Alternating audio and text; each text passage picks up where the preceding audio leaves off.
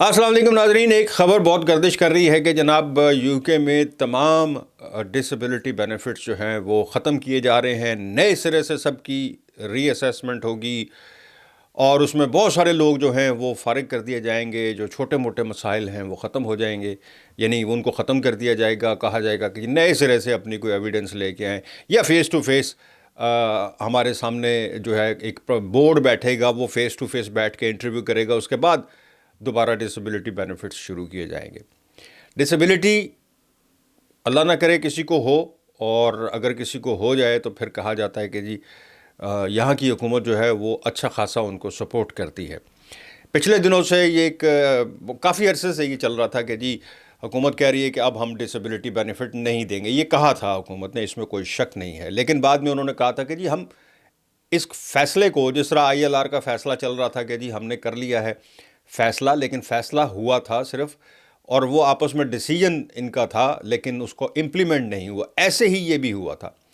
अब डिसइंफॉर्मेशन पिछले कुछ दिनों से सोशल मीडिया पे चल रही है कि जी तमाम लोगों का यूके में डिसेबिलिटी जो है वो ख़त्म कर दी जाएगी। कल हमारे जो वज़ीर आज़म हैं यूके के, उन्होंने एक दोबारा कह लें कि वजाहती बयान दिया है और कंफर्म किया है कि जनाब 7 लाख लोगों को हम बिल्कुल नहीं छेड़ रहे जो डिसेबिलिटी बेनिफिट पे हैं। अब 7 लाख में तो बहुत ज़्यादा हैं, ये मतलब 7 लाख कम नहीं है, नियरली 1 मिलियन बन जाते हैं। उनको नहीं छेड़ रहे। इसका मतलब क्या है? वो कह रहे हैं कि जी हम किसी पुराने, जिनका मुस्तकिल ऐसी कोई बीमारी है या डिसेबिलिटी है जो कंफर्म हो चुकी है कि जी इसका कोई बेहतरी के, जिस तरह की कोई कमर में दर्द है या कुछ जहनी कोई डिप्रेशन वगैरह है, तो उसके लिए तो कहा जा सकता है कि जी कमर दर्द का कोई इलाज कर दिया, कोई ऑपरेशन कर दिया फला। लेकिन कुछ लोग ऐसे हैं, ये 7 लाख जिनकी मैं आपको बात कर रहा हूँ, कि ये 7 लाख वो लोग हैं जिनका ठीक होने के कोई चांसेस, यानी मुस्तकिल बीमारी है, किसी का बाजू या हाथ पाँव का मसला है और वो मुस्तकिल है, तो उन 7 लाख लोगों को हम रीअसेस नहीं करेंगे, यानी उनको रीअसेसमेंट में नहीं लाया जाएगा।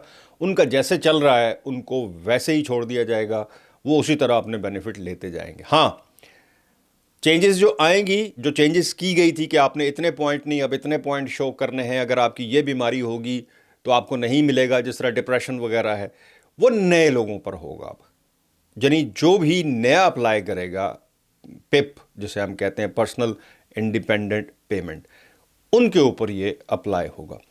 और कुछ लोग ऐसे जो ऐसी बीमारी में हैं जिनकी बेहतरी आई है पिछले काफ़ी अरसे में, उनको रीअसेस किया जाएगा।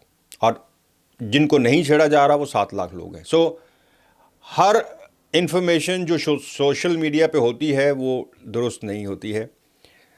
मेरी भी कोई भी खबर हो उसको भी आप ज़रूर वेरीफाई कर लिया करें। और वेरीफाई करने का यूके में तो बड़ा आसान तरीका है, आप गूगल पर लिखें, उसकी सारी डिटेल सामने आ जाती हैं कि ये ख़बर कितनी सदाकत है इसमें। और अगर आपको किसी हुकूमती सफ़े पर, वेबसाइट पर government.uk पर नज़र आए कोई इन्फॉर्मेशन, तो वो ही दुरुस्त माना करें।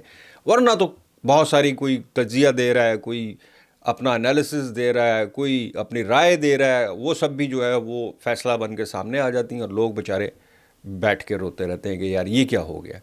सो ये एक अच्छी खबर थी। बड़ा मुख्तसर सा मैंने वीलॉग किया है इस पर, चूँकि इसकी ज़्यादा डिटेल बड़ी टेक्निकल सी होती है और टेक्निकल चीज़ों में नहीं जाना चाहिए। मेरा ज़ाती तजर्बा ये है, ख़बर को ख़बर ही रखना चाहिए। इसके साथ ही जनाब उम्मीद है आप कुछ लोगों को इससे भी रिलीफ़ मिलेगा। मुझे दें इजाज़त। अल्लाह हाफ़िज़।